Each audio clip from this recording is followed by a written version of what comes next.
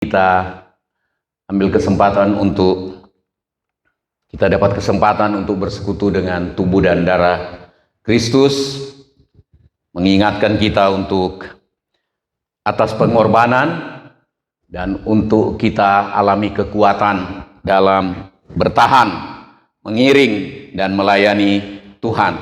Amin. Puji Tuhan.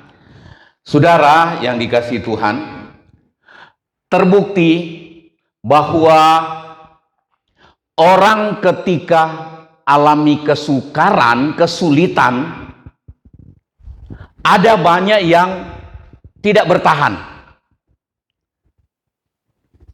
Ketika orang alami kebaikan, kesenangan, keberhasilan, keberuntungan, banyak juga yang bikin dia menyimpang. Tetapi kita tetap ingat firman Tuhan, sepanjang tahun ini kita ingat, apapun keadaannya, kita mau bertahan. Amin. Puji Tuhan. Pagi hari ini, saya angkat tema, ya, bertahan mempercayai Tuhan. Bertahan mempercayai Tuhan, artinya bertahan percaya apapun keadaan yang terjadi. Amin. Jangan tawar hati apapun yang terjadi. Saya ingat ada satu ayat di dalam kitab Amsal 24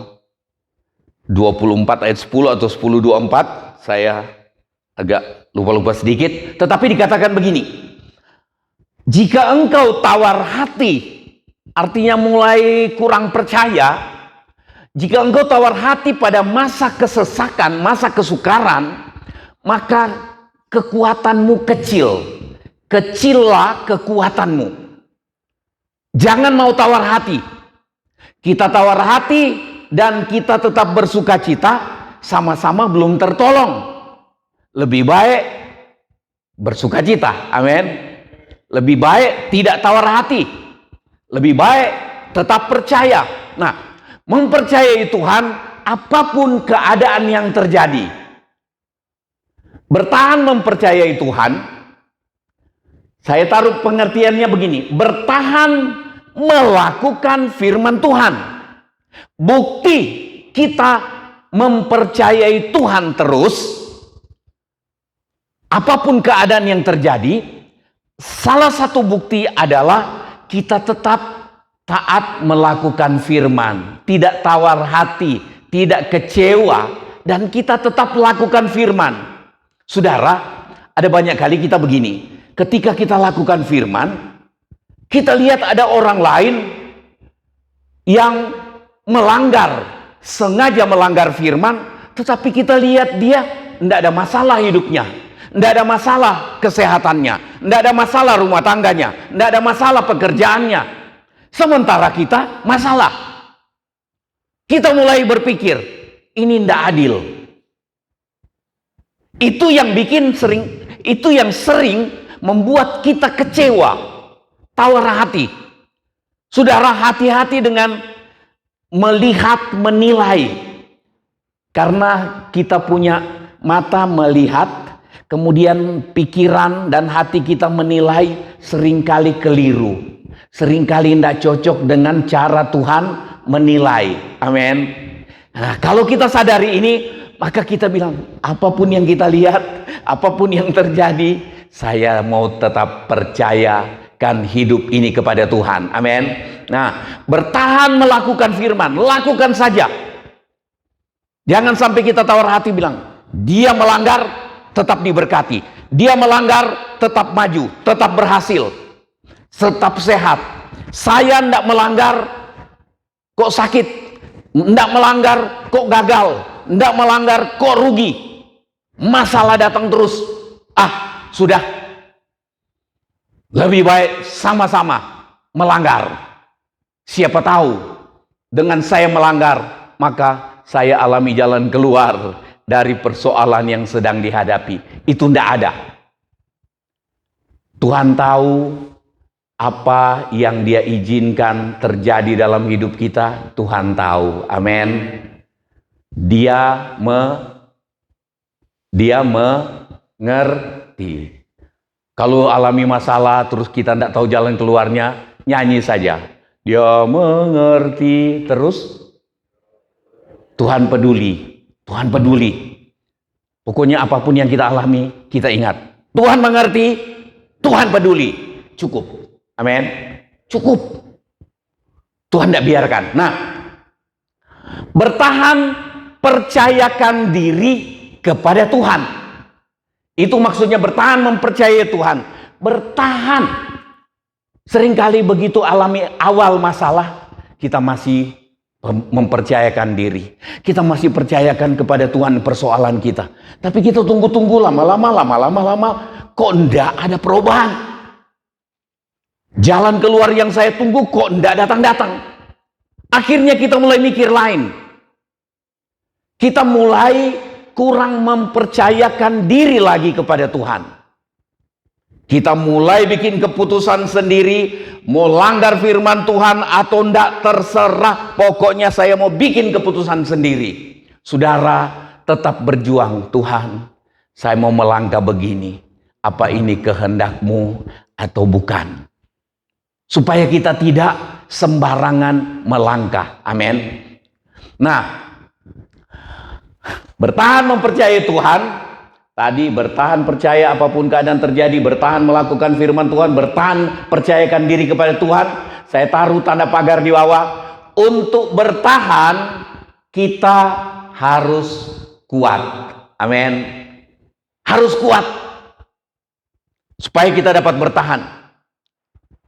Kita kuat di dalam Tuhan. Supaya kita bertahan percaya. Percaya sungguh-sungguh. Itu yang jadikan kita kuat. Bertahan untuk selamat, kita perlu kuat.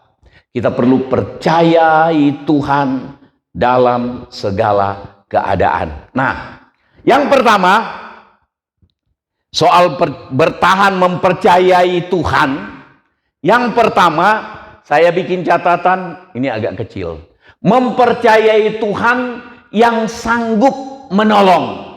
Amin. Percayai Tuhan yang sanggup menolong. Walaupun belum kelihatan dan sepertinya tidak ada kemungkinan tertolong, seperti tidak mungkin ada jalan keluar, tetap percaya Tuhan yang sanggup menolong. Soal mau tolong atau belum, itu urusan berikutnya. Tetapi yang kita harus pegang adalah kita tetap percaya Tuhan sanggup. Tuhan sanggup. Ayat yang sering kali kita ulang-ulang di dalam kitab Ayub 42 itu. Aku tahu ya Tuhan bahwa Engkau sanggup melakukan segala sesuatu. Dan tidak ada rancangan-Mu yang gagal. Alami masalah, ingat ini. Mempercayai Tuhan yang sanggup menolong. Sanggup menolong. Dia sanggup menolong apapun. Nah, ada contoh ini. Matius 9 ayat 27. Ketika Yesus meneruskan perjalanannya dari sana, dua orang buta mengikutinya sambil berseru-seru dan berkata, "Kasihanilah kami, hai anak Daud." Ini dua orang buta berseru, "Kasihani kami." Mereka percaya bahwa Tuhan Yesus sanggup menolong. Itu sebabnya mereka teriak, minta, "Kasihanilah kami." Mereka percaya. Coba kita lihat itu. Selanjutnya, setelah Yesus masuk ke dalam sebuah rumah, datanglah kedua orang buta itu kepadanya, dan Yesus berkata kepada mereka, "Percayakah kamu bahwa aku dapat melakukannya?" Jadi mereka bilang, "Kasihani kami, kasihani kami." Kemudian ketika mereka datang dekat, Tuhan tanya, "Apa kalian percaya? Apa kalian berdua percaya aku dapat melakukannya?" Mereka bilang begini. Mereka menjawab, "Ya Tuhan, kami percaya." Amin. Kami percaya Engkau sanggup. Dan yang terjadi, ayat yang terkenal ini, Matius 9 ayat 29, lalu Yesus menjamah mata mereka sambil berkata, jadilah kepadamu menurut imanmu, menurut yang engkau percaya. Jadi padamu seperti yang engkau percaya.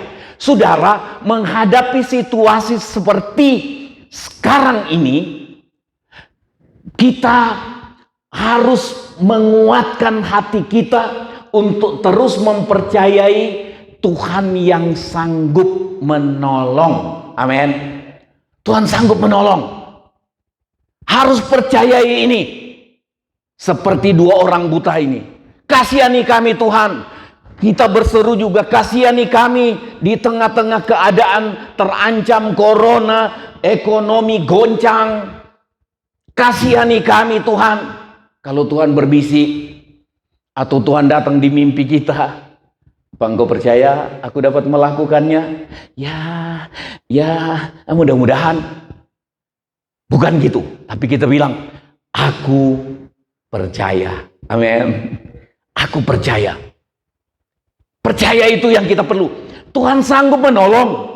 Saya katakan berkali-kali, untuk menghentikan corona ini, Tuhan dapat lakukan detik ini juga bisa.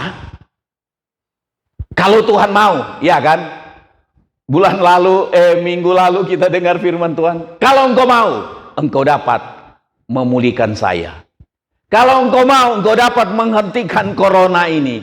Kalau Tuhan mau, kalau Tuhan belum mau apa kita?